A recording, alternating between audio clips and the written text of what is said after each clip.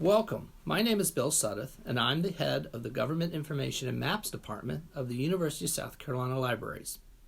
My department has been and continues to be South Carolina's longest continuously serving federal depository library, having received publications from the Superintendent of Documents since 1884, and in 2005 became South Carolina's only regional federal depository library.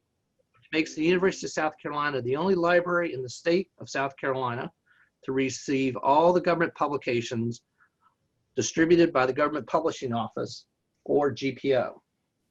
Depository libraries have been in existence since 1858, and the GPO first ran its presses in 1861.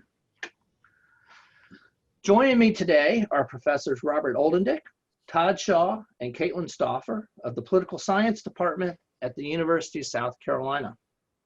This presentation is being recorded and will be available for later viewing through the University of South Carolina libraries.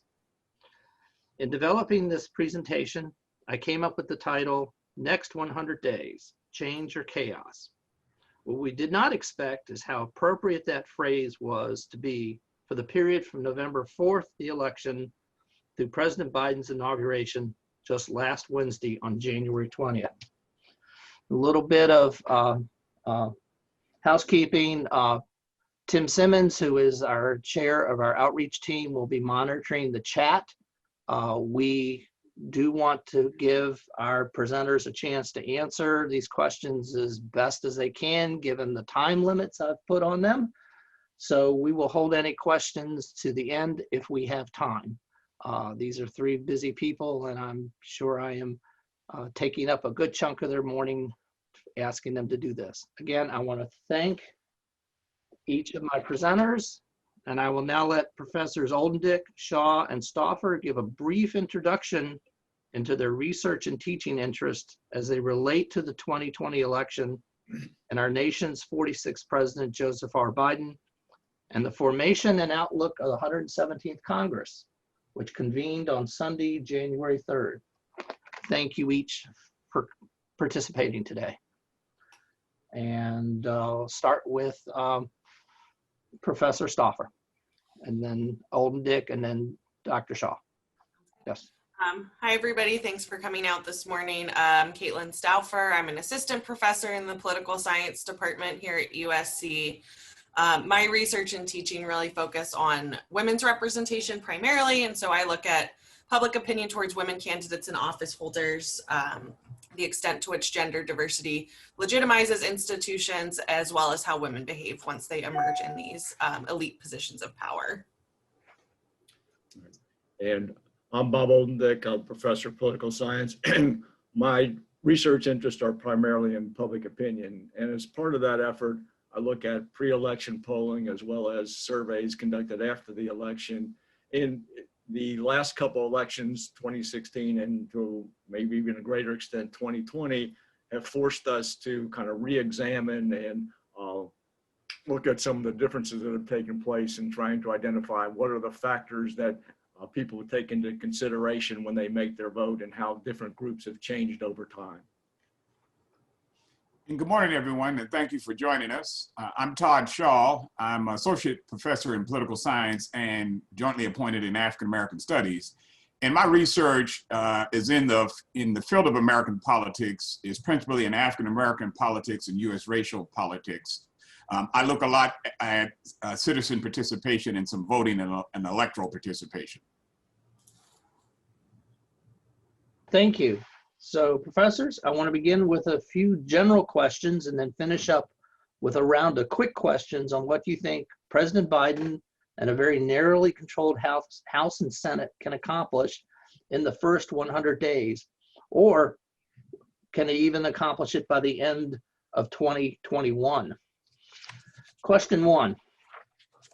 We've learned a lot about electoral process, including electoral college, President Trump's many attempts to overturn the legitimate and certified votes of millions of people through court challenges and direct challenges to state officials, and the events of January 6th, just 3 weeks ago, where members of the House and Senate challenged the certification of electors in the face of an insurrectional mob fired up by President Trump complicit allies in the House and Senate, and the coalescence of numerous fringe and hate groups that fed on the lies and conspiratorial rantings.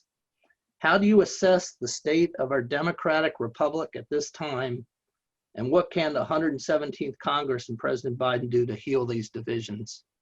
And we'll start with Professor Stauffer. Thanks for that question, Bill. I'm going to try to keep it brief. There's a lot to unpack there. So I'll focus my comments mostly on, I think, kind of the state of affairs. I'll touch a little bit. I'll wait till one of your later questions to talk about what can be done about this. What I would say in terms of the state of American democracy right now, I think it's important to kind of emphasize a lot of the problems that we had before the election and before the inauguration are still here. And so it's really tempting to say we have a new administration, let's move forward, things can get better. But there are a lot of problems that we still have that we'll have to contend with. So the two things that I would say are most worrying to me that I think about are kind of these public movements, particularly polarization, this trend that we're seeing where the public's moving further apart. But one of the things that we also see is what political scientists call affective polarization, which simply means groups don't like each other as much as they once did. And so, you know, we have to contend with this problem that Democrats as a group tend to really not like Republicans and vice versa. And that creates real barriers to getting things done. And it creates barriers in terms of what the public actually wants from their elected officials and their willingness to support institutions that maybe don't match their partisanship. So that's something that I think we need to contend with as well. The other thing that I would mention is these concerns about electoral process, I don't think are something that's going away in terms of just the public narrative and that being out there. Obviously, there is a fairly sizable portion of the Republican Party in Congress right now that must perceive that to be to their advantage to continue that narrative, because we're seeing, you know, folks like Rand Paul still not willing to say this was not a stolen election. He perceives there to be some benefit for making a statement like that. And so I think the fact that we're observing politicians clearly think this is a narrative that the public wants or that I can take advantage of, that's a problem. Because I think we're going to see that emerge potentially if it doesn't get shut down in the next few elections. And the further down that road we go, the graver the consequences for the public's perceived legitimacy of elections. So I think we need to worry about that as well. And then the last thing I would just say is some of these fringe groups, so the groups that stormed the Capitol and, you know, we're seeing being banned from social media sites across the board. Those groups aren't going away either. Just because we don't see them doesn't mean that they're not there. And so I think, you know, I think we're going to see them emerge again.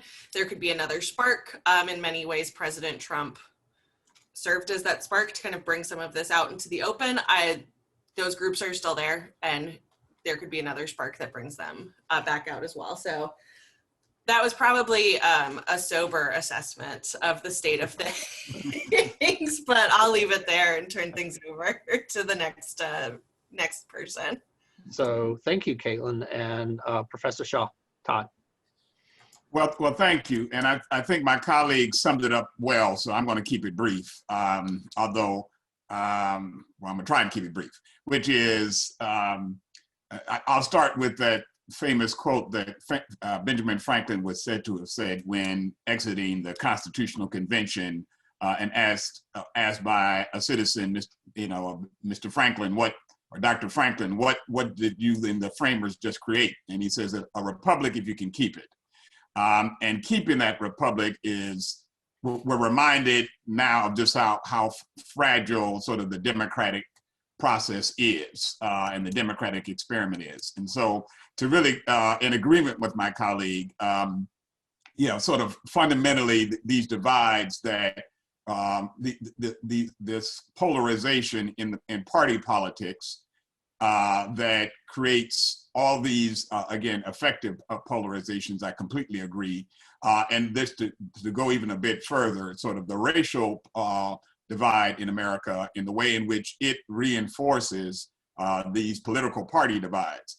at least for the last 40 to 50 years or so in American presidential elections, white voters have tended to lean or have leaned toward the Republican Party, and African American and other minority groups have leaned toward the Democratic Party. And that's not going, that polarization was there. And that was prior to Trump. Obama effectively got the same, even as an African American candidate and successful candidate in 2 elections, got roughly about the same amount of the white vote, even though less so in his elections than did Kerry and Gore preceding him, or roughly about the same, I should say.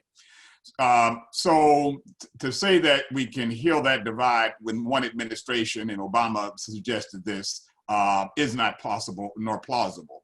However, what we can do, or what can be done, or what might be done, I mean, I'll kind of leave some of my answer in some of my time, because I'm going past that point where I'm giving a brief answer.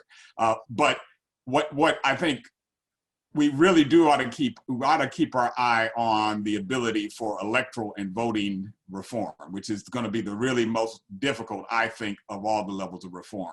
But those levels of reform would really kind of bring about a more diverse Congress, a more diverse set of legislatures and governorships that really would kind of bring about some policy reforms that you may have some consensus from American publics on.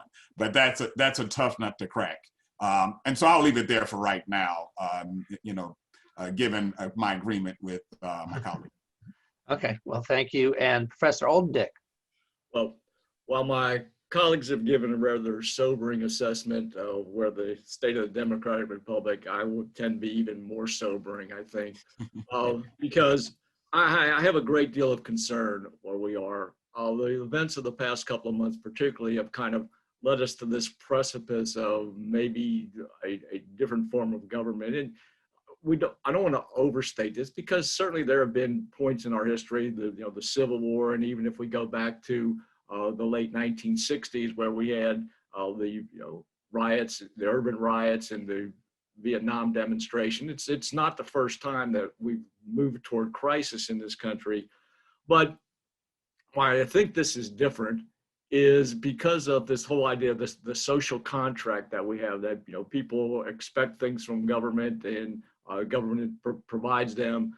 And what we've seen is that there are an increasing percentage of people that don't think that this government is legitimate. That if you look at polling data, the number of people who think that President Biden is not a legitimately elected president raises some serious concerns about the number of people willing to participate in this social contract. And so we get to the second part of the question of well, what can we do about it at this point? And certainly we'll have more discussion of that later. But if you look back at the title of this presentation, kind of change or chaos, I think you'll see that I am both feet firmly planted in the chaos side of that answer to that question, because while I won't say there's nothing that can be done in the next 100 days or even this year, there is very little that I think that either side can do to move us forward. Okay, well, thank you for that. How's that for a very, response? very sobering assessment. So let's move on to another question. So how would each of you describe the current state of the Republican Party on the national level and in the state of South Carolina?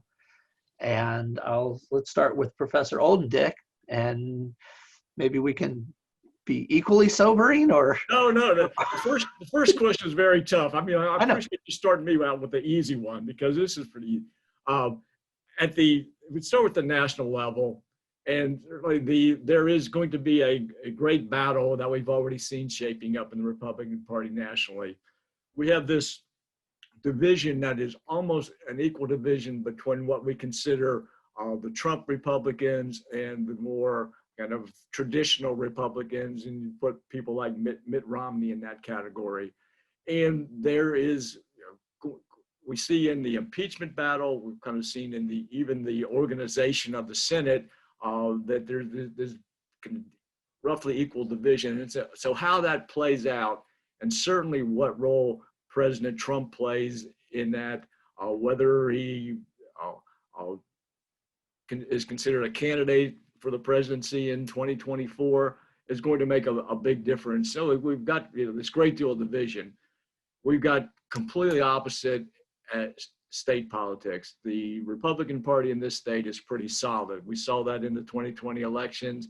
The Republicans gained seats in the South Carolina House and the Senate. They were able to withstand the challenge for the U.S. Senate seat from Jamie Harrison. Going into the next election cycle, they are really in solid shape, not only with the candidates that currently hold the offices, but in kind of the bench that they are piling up in order for to take over for people. So if this is a solidly red state and looks to continue to be so for a while. Professor Stauffer. Yeah, I agree with most of what Bob just said, so I don't have too much to add to that, but I do agree with this point that at the national level, I think we're seeing a divide among the Republicans, and it'll be interesting to see kind of what wills out in the end with that. I think my suspicion is what happens with the impeachment trial is going to have a lot to say about kind of which side comes to predominate the national party. Okay.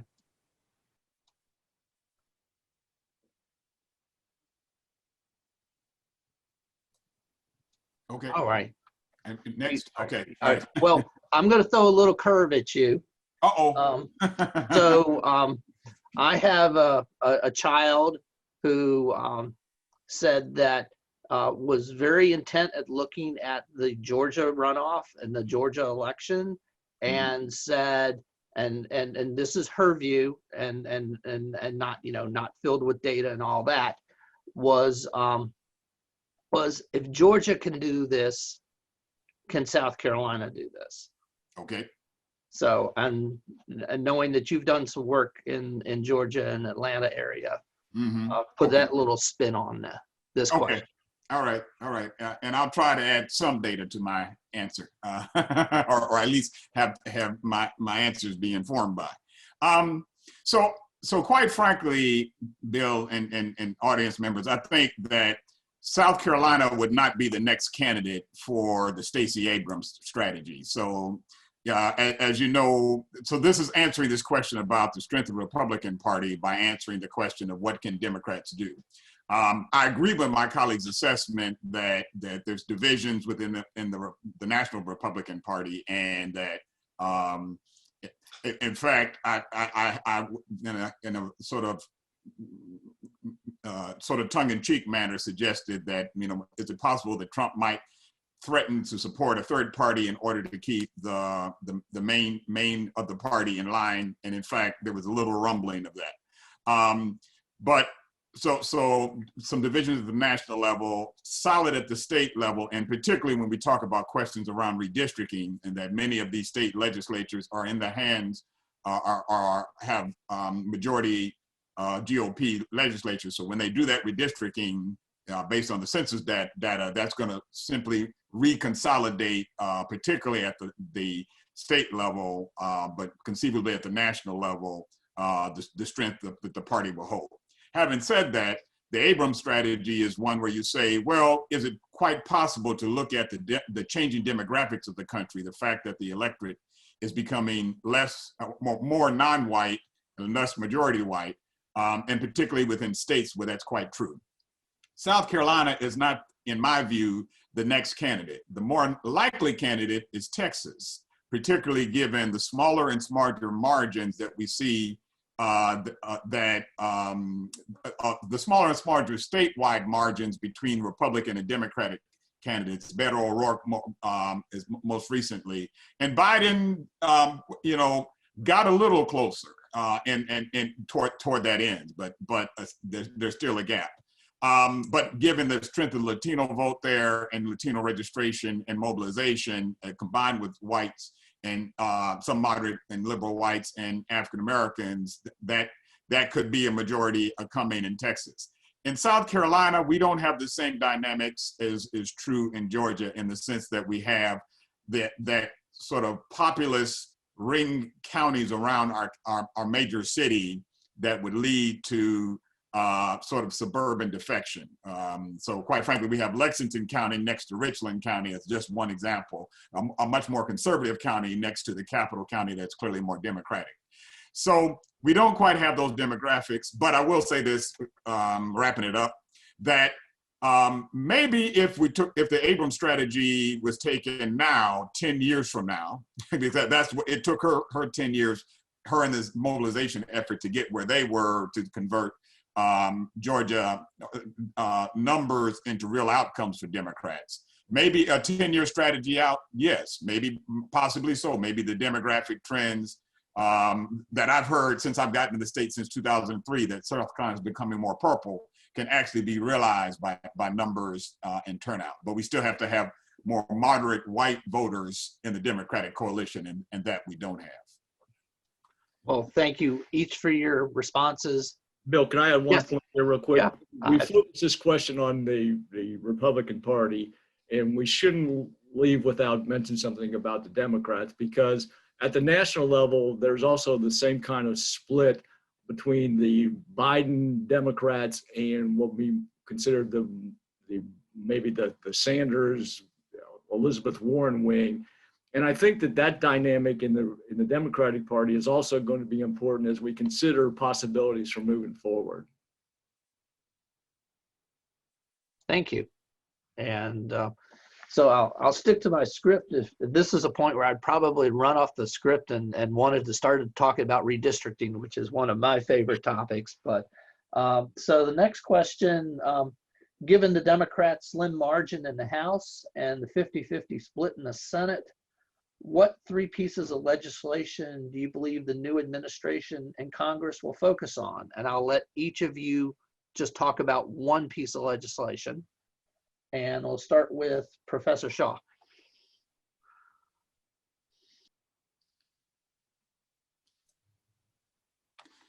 So clearly the COVID relief bill is the predominant thing or the predominant piece of legislation that the administration is going to focus on. The $1.9 trillion price tag is probably the administration saying, let's ask for what we the top Cadillac version of what we want, and then if they cut it in half, we still have some measure at which we're winning. And this bill has sort of pandemic wide array of pandemic relief.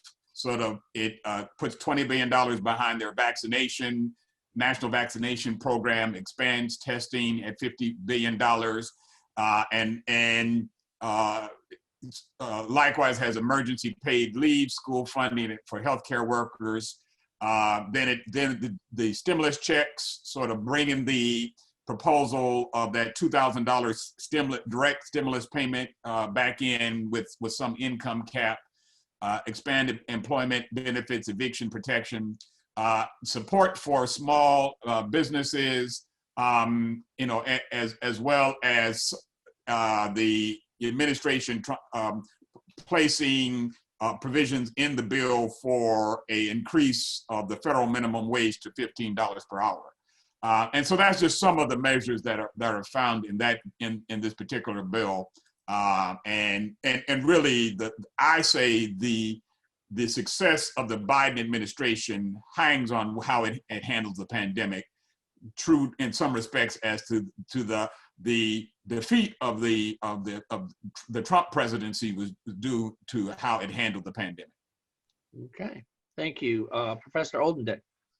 Obviously, the COVID relief is the first and dominant thing, but I think in order to move forward, they may focus on infrastructure, because if we're going to have some type of movement and agreement and getting back to some trust in government, we need to have some success. And infrastructure, this was an issue that we would have talked about in the first 100 days of the Trump administration back in 2017, and there was not a lot of movement. And certainly you've got traditional infrastructure, railways and roads and bridges, and also in rural areas, the expansion of 5G. And the argument against it is the cost of it, but really there's something in there that benefits all constituents, so that if the Biden administration is able to put together a reasonable proposal that everybody can get behind and show some success, then I think that is a strategy that they are smart enough to put into place after COVID is focused on. Okay, thank you, Professor Stauffer. So the downside of going last is your colleagues scoop your two top answers. So I would agree with Professor Shaw and Professor Oldendick that I think these are the two areas we're going to see a lot of focus on. One thing I would say about the COVID relief bill is I think that what happens with that bill and what ultimately makes it into that bill dictates what we're going to see down the line in terms of a congressional agenda. So for me, the issue I always think about are student loans, and we've seen President Biden really be pushed on that. What can be done about that?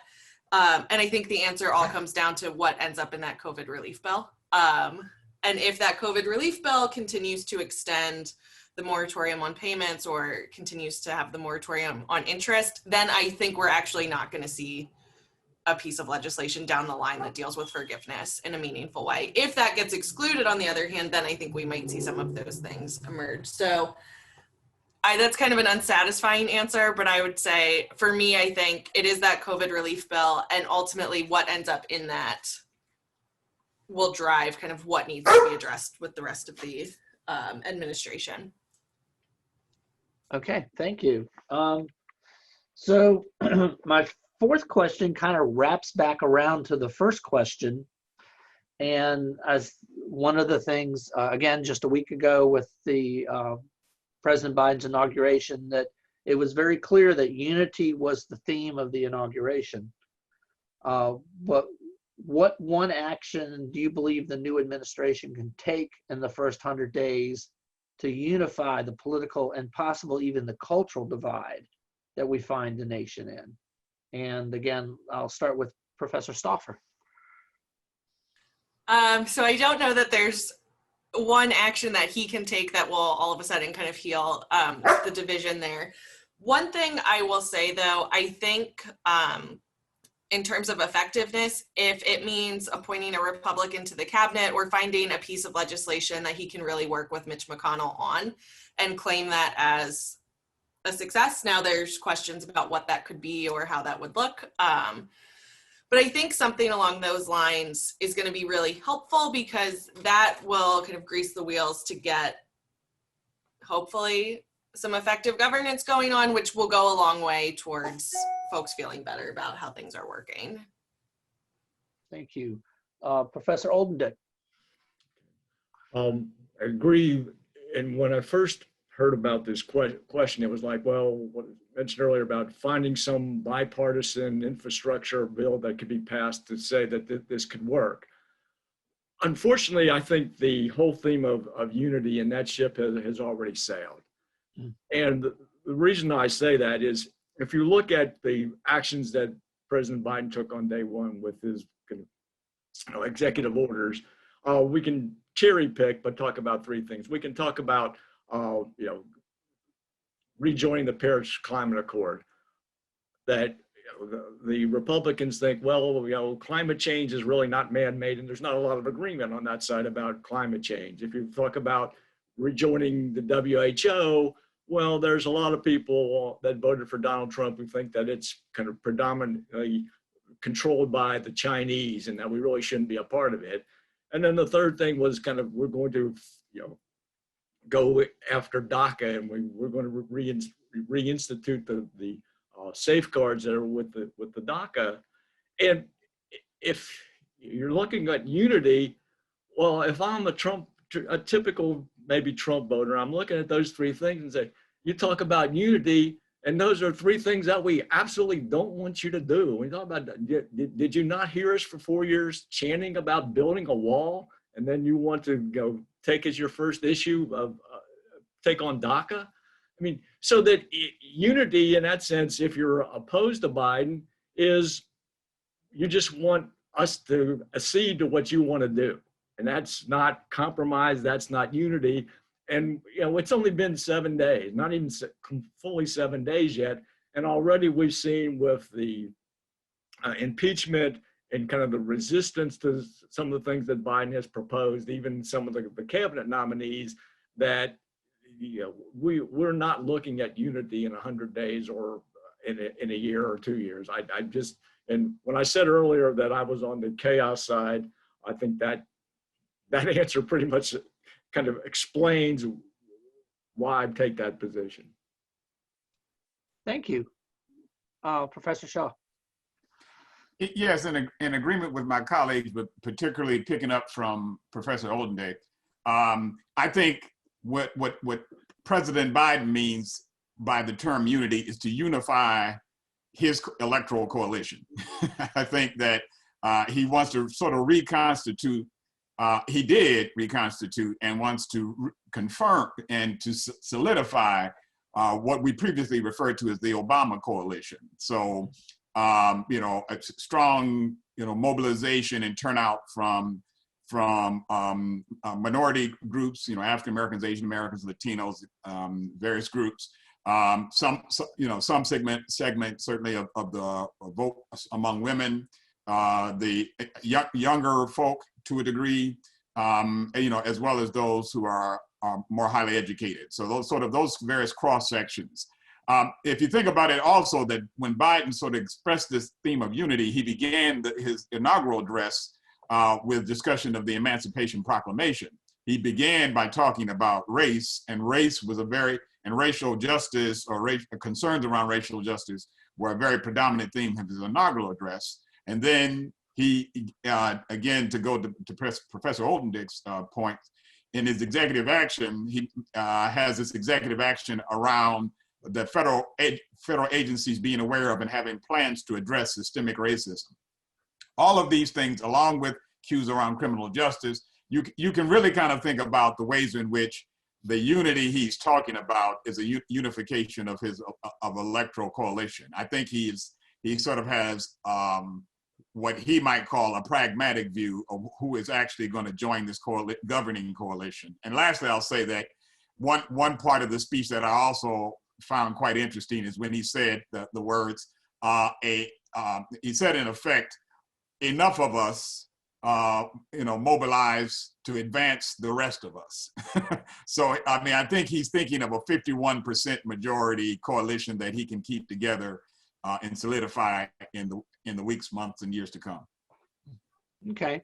So for the next section, I just want to touch on about 6 possible issues and see, again, given the environment that you have, each of you have explained, see whether these 6 possible things can happen, or what the results of these 6 items. And Professor Stauffer mentioned this earlier, but the possibility of student loan reform and higher education reform.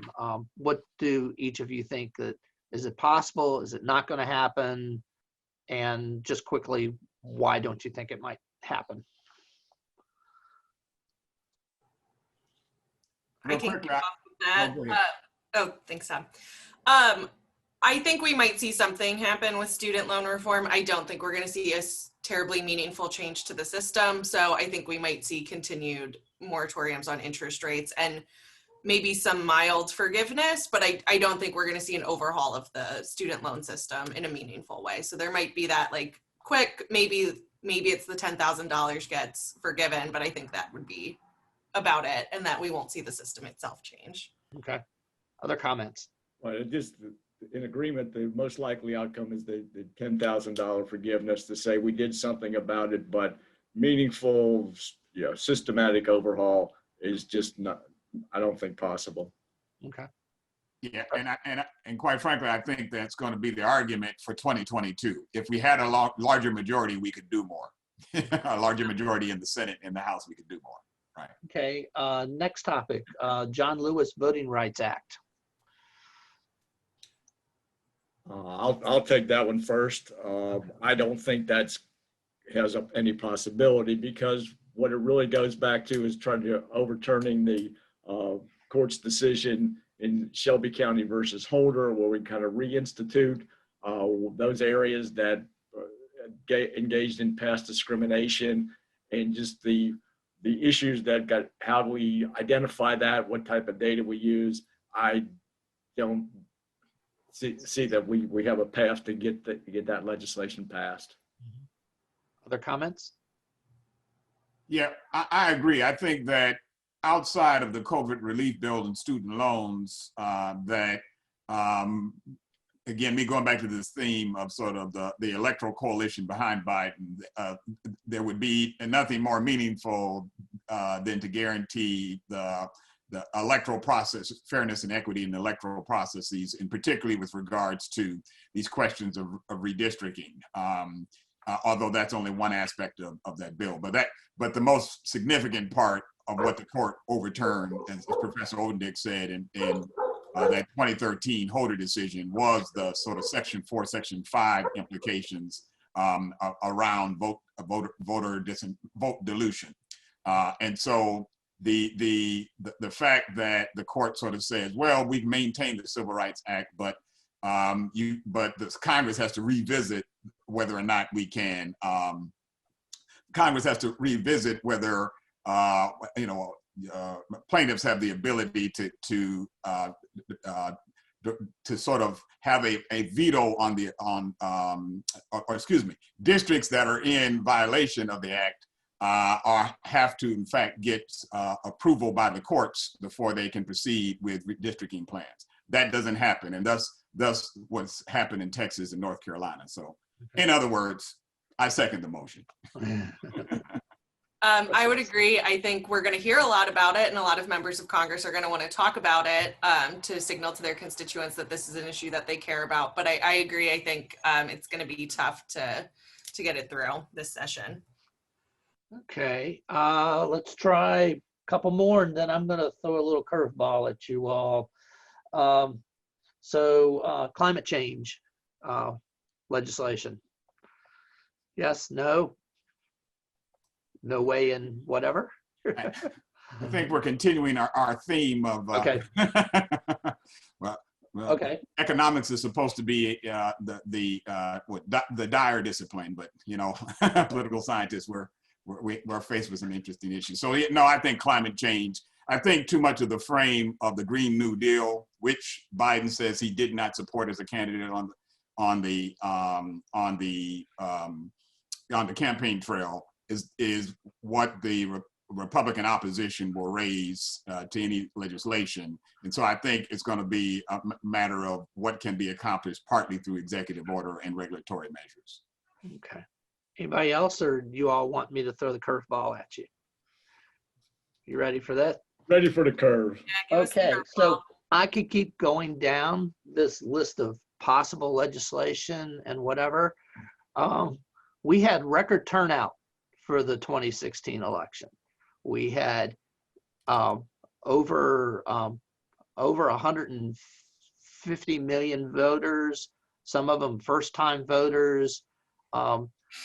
How do they respond in the future when you get all these people engaged in the process and you don't see any progress? Particularly newer voters, younger voters, or voters who were on the fence wanting to vote, but they weren't able to, and then you turn around and see these issues not being tackled.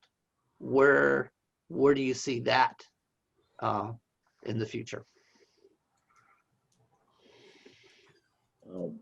As you mentioned, the record turnout that happened, particularly among young people, I think that we are on this curve and largely, or to a large extent, driven by the presidency of Donald Trump, where politics was in everybody's face every day. That we just had this increasing kind of interest in politics, and at least I think for one cycle through 2022 or maybe even 2024, that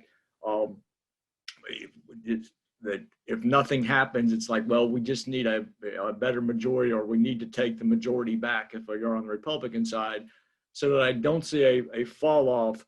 But if we continue to see gridlock at the national level, beyond that, then we run the risk of kind of, just people being disenfranchised or losing interest.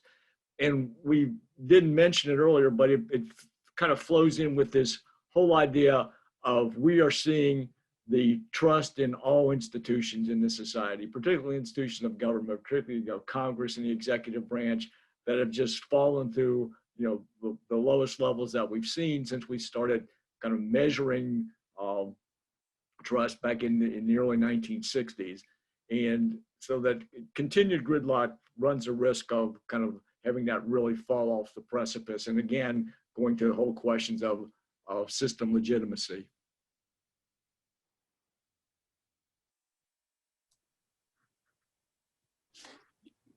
Katelyn, you want to go? Yeah, sure. So one of the things I would say, and this is not a terribly rosy answer depending on how you look at it, I think we need to keep in mind too, just kind of the power of this affective polarization and how that can motivate folks. So you mentioned record turnout, right? We know Joe Biden got the most votes of anybody in history, but Donald Trump is the second highest vote getter in American history. And so, people are being mobilized on both sides. And I think given this climate, I think you have people who came out to the polls and they may be really angry about what happens in the next 2 years, but there are these narratives where it's going to be, well, the Democrats could have done more had the Republicans not been obstructing them, had they had a better majority. That can be mobilizing. You may have these narratives emerge for the Republicans of, we barely were able to stop these people from doing things, like we need a majority now too. And so I think that conflict and that affective polarization is still going to be a driver for folks, even in the face of what might seem like government inaction.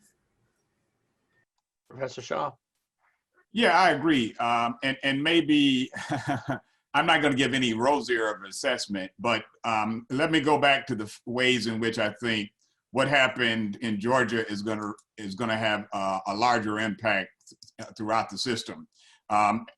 So we're going to see, by virtue of the fact that Warnock and Ossoff were elected to the U.S. Senate by still not large, but still pretty astounding for Georgia margins given the history.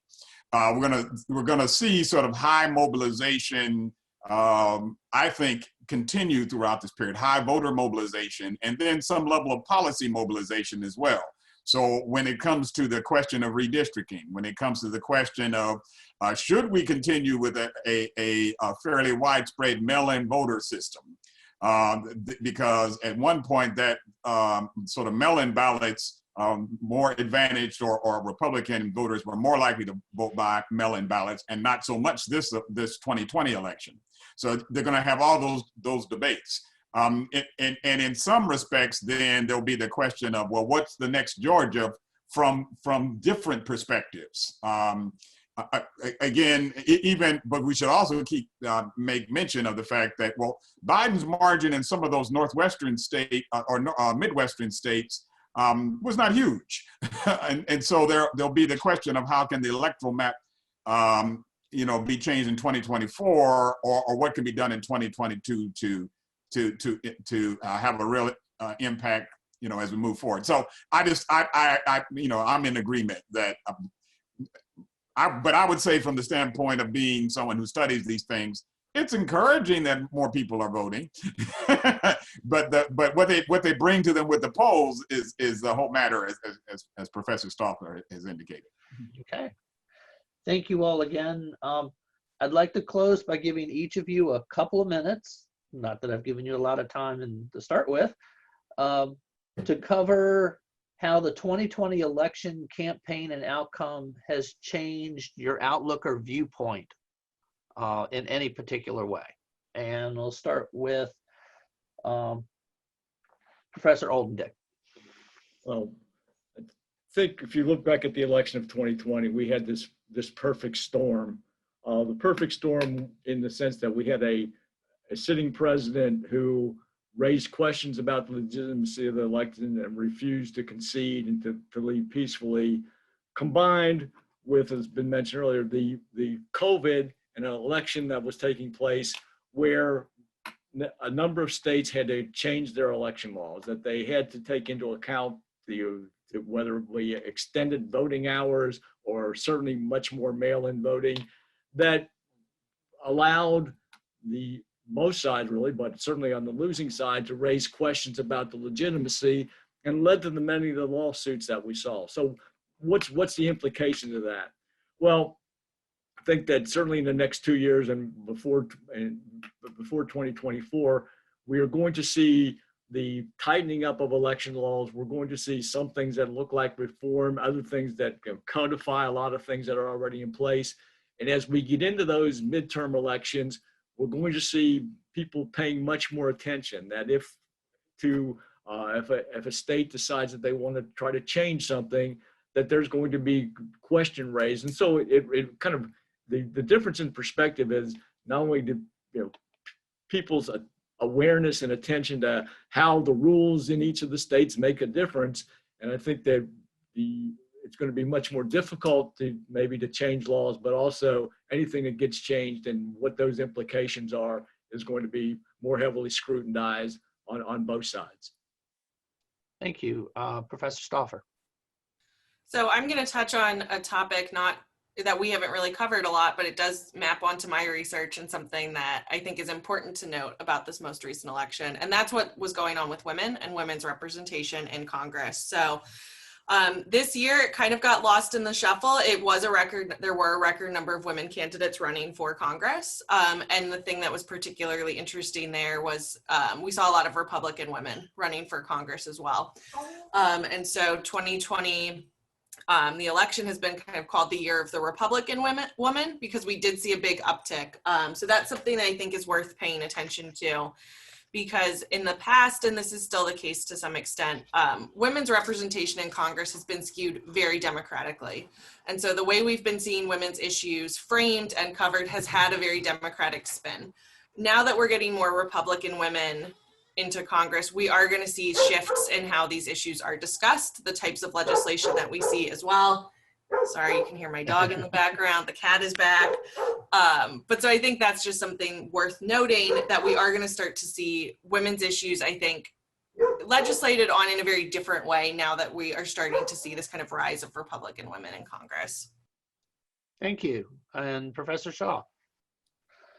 Well, I knew this was a closely divided electorate. I knew the American electorate was closely divided.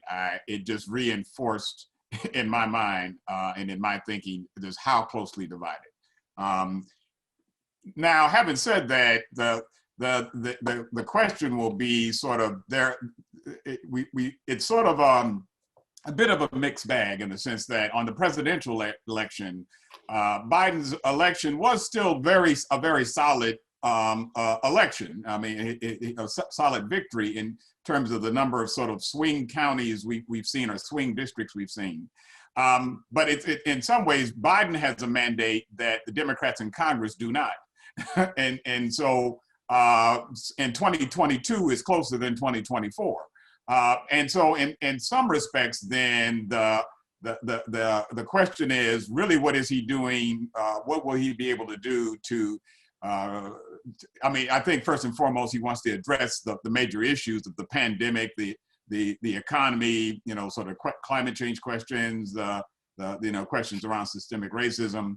But all of these things will, in my view,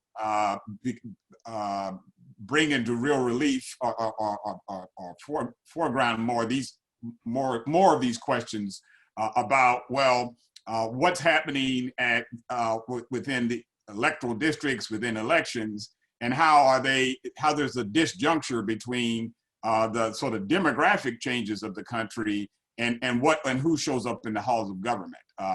So 2024 will put us a little closer to 2050, when there's supposed to not be a predominant racial and ethnic group in the United States. But I don't think 2024 will make us any closer in terms of the consensus or unity across these divides that would mean less conflict. Okay, thank you. Do y'all have a moment to maybe take one question from the participants? Sure. Very good. So Tim, do we have any questions? We don't have any chats right now, but if you'd like to ask a question, go ahead and chat in. Okay, and we do have one. Okay. Regarding the many media outlets that spread rumors, lies, and quote unquote news devoid of facts, what do you think can be done? I've been hearing of the need to revive the fairness doctrine from Heather Cox Richardson and others. But of course, that was based on the need for licenses for public airwaves. Do you see any effective ways to require factual content without stepping on the First Amendment protections? Who wants And Bill, to? I'll let you farm that one out. Who's? Do I see someone jumping at this one, or you know, there has been talk about you know, there's been talk the past year about repeal of Section 230 that relates to protections for social media and large media. I mean, that's about the closest I've seen that might come, but touching speech is a tough thing to do, I think. Comments? It is, and so yeah, I would agree that the best we have seen thus far would be that discussion around Section 230, and we've had some ways in which, of course, the given what happened with the siege of the Capitol on January the 6th, you know, sort of this certainly this disinvestment, or the you know, big companies such as Twitter, Facebook, et cetera, sanctioning the president, throwing the president off his accounts or closing his accounts, and sort of clamping down on some of the extremist groups. But I don't know how far that's going to continue. It's going to stop at some point. And so informing the public view is the challenge here, particularly when we have, again, going back to Professor Stauffer's discussion about that affective polarization. We are divided in many ways and speak in communities that are very divided and don't terribly understand each other, and again, to that point, don't terribly like each other either. So that's a very hard one. Anybody else? Touch it? No? Well, I think that, you know, it's again one of those very difficult questions, particularly when you're talking about the First Amendment right to free speech. And there's, you know, if anybody had real good solutions, we can, you know, talk about that. But the fact that our kind of responses to this are that we don't, because while Twitter has started to, like, this, you know, this particular tweet is disputed, or they're starting to talk about maybe monitoring Twitter and putting objections to tweets that are up there.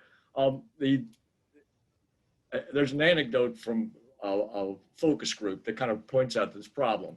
Frank Luntz, who was a Republican pollster, recently did a focus group of, you know, Trump voters, and the person started out to say he voted for Trump in 2016, but not in 2020. And the reason they gave was that their mother had gotten COVID and passed away from it. He says, so I'm changing my vote because the president didn't seem to treat the COVID as a hoax.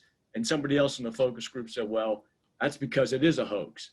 And so we can't agree on basic facts. And so that if you get this proliferation of just, you know, alternative facts on Twitter or on Facebook or whatever social media, if we don't, and we start with this, you know, basic agreement about what is quote unquote real, then it's very difficult to police and get under control. Okay. Well, I think we're getting close to running out of time. So again, this concludes our program.